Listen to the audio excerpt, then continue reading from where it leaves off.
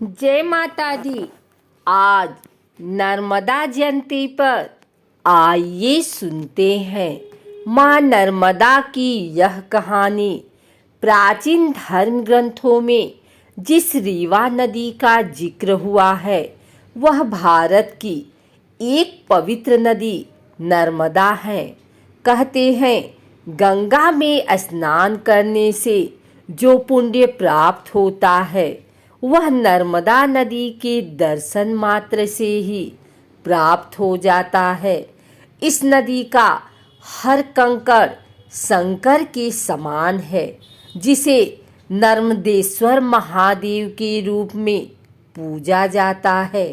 नर्मदा के जन्म की कहानी बहुत ही रोचक है और उससे भी रोचक है इसके नदी बनने की कहानी। ऐसी कथा है कि यह भगवान शिव के पसीने से एक 12 साल की कन्या रूप में उत्पन्न हुई थी। फिर जीवन ने ऐसा मोड़ लिया कि प्यार में इन्हें धोखा मिला और यह उल्टी दिशा में बह निकली। नर्मदा नदी के बारे में कहा जाता है कि यह राजा मैखल की पुत्री थी।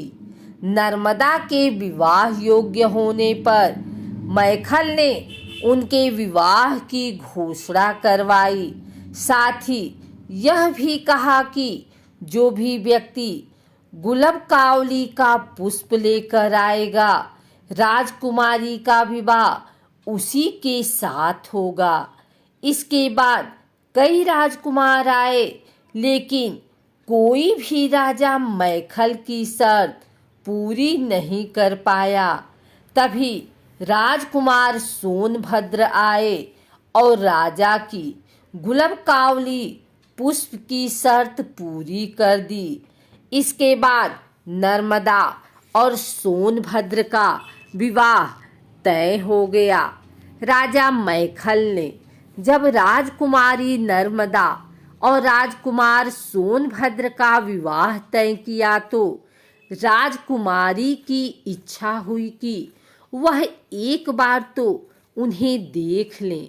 इसके लिए उन्होंने अपनी सखी जूहिला को राजकुमार के पास अपने संदेश के साथ भेजा। लेकिन काफी समय बीत गया और जूहिला वापस नहीं आई। इसके बाद तो राजकुमारी को चिंता होने लगी और वह उसकी खोज में निकल गई। तभी वह सोनभद्र के पास पहुंची और वहां जूहिला को उनके साथ देखा। यह देखकर उन्हें अत्यंत क्रोध आया। इसके बाद ही उन्होंने आजीवन कुंवारी रहने का प्रण लिया और उल्टी दिशा में चल पड़ी।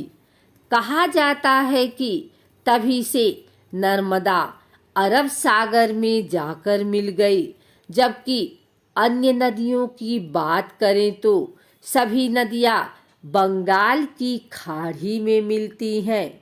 नर्मदा के प्रेम की और कथा मिलती है कि सोनभद्र और नर्मदा अमरकंटक की पहाड़ियों में साथ पले बढ़े। किशोरावस्था में दोनों के बीच प्रेम का बीज पनपा। तभी सोनभद्र के जीवन में जूहिला का आगमन हुआ और दोनों एक दूसरे से प्रेम करने लगे। इसके बाद जब नर्मदा को यह बात पता चली तो उन्होंने सोनभद्र को काफी समझाया बुझाया, लेकिन वह नहीं माने। इसके बाद नर्मदा क्रोधित होकर उल्टी दिशा में चल पड़ी और आजीवन कुंवारी रहने की कसम खाई। नर्मदा को मध्य प्रदेश की जीवन रेखा कहा जाता है। नर्मदा की उत्पत्ति मैकल पर्वत के अमरकंटक शिखर से हुई है। बता दें कि ये पूर्व से पश्चिम की ओर बहती हैं और खंबात खाड़ी में गिरती हैं।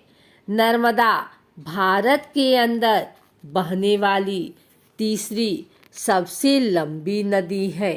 ग्रंथों में नर्मदा नदी की उत्पत्ति और उसकी महत्ता का विस्तार से वर्णन मिलता है। इन्हीं कथाओं के अनुसार नर्मदा नदी के दर्शन मात्र से होने वाले फल की भी जानकारी मिलती है। नर्मदा की इकलौती नदी है जिसकी परिक्रमा की जाती है। पुराणों में उल्लेख मिलता है कि गंगा स्नान से भी जो फल नहीं मिलता वह नर्मदा के दर्शन मात्र से ही प्राप्त हो जाता है। कहा जाता है नर्मदा ने कई हजार सालों तक तपस्या की। इससे भगवान शिव ने प्रसन्न होकर उन्हें दर्शन दिया। इसके बाद नर्मदा ने उनसे कई वरदान प्राप्त किए। इसमें प्रलय में भी अविनाशी होने, विश्व में एकमात्र पाप नाशिनी और नर्मदा में पाए जाने वाले पाषाणों के शिवलिंग होने का वरदान पाया। यही वजह है कि नर्मदा में पाए जाने वाले शिवलिंग को बिना प्राण प्रतिष्ठा के ही पूजा जाता है। इसके अलावा नर्मदा ने अपने तट पर भोले पार्वती के साथ ही सभी देवताओं के वास करने का भी वरदान प्राप्त किया। एक अन्य कथा के अनुसार कई हजार वर्ष पहले की बात है।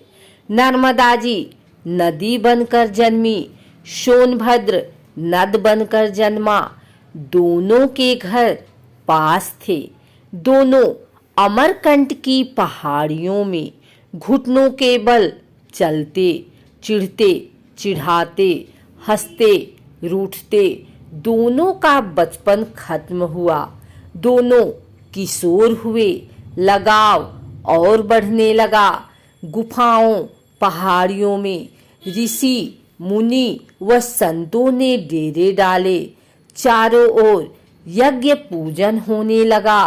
पूरे पर्वत में हवन की पवित्र समिधाओं से वातावरण सुगंधित होने लगा। इसी पावन माहौल में दोनों जवान हुए। उन दोनों ने कस्में खाई जीवन भर एक दूसरे का साथ नहीं छोड़ने का, एक दूसरे को धोखा नहीं देने की। एक दिन अचानक रास्ते में सोनभद्र ने सामने नर्मदा की सखी जूहिला नदी आधम की 16 श्रृंगार किए हुए वन का सौंदर्य लिए। वह भी नव युवती थी। उसने अपनी अदाओं से सोनभद्र को भी मोह लिया। सोनभद्र अपनी बाल सखी नर्मदा को भूल गया। जूहिला को भी अपनी सखी से प्यार पर डोरे डालते लाज ना आई।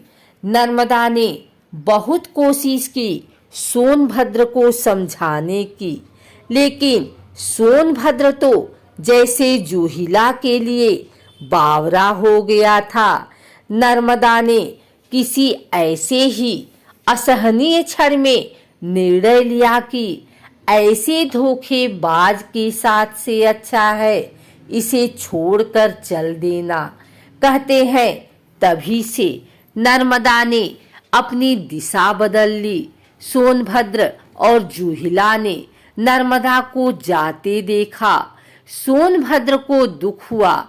बचपन की सखी उसे छोड़कर जा रही थी। उसने पुकारा, रुक जाओ, लौट आओ नर्मदा। लेकिन नर्मदा जी ने हमेशा कुंवारी रहने का प्रण कर लिया। युवावस्था में ही सन्यासिनी बन गई। रास्ते में घनघोर पहाड़ियां आई, हरे भरे जंगल आए, पर वह रास्ता बनाती चली गई। कल कल छल छल का शोर करती बढ़ती गई।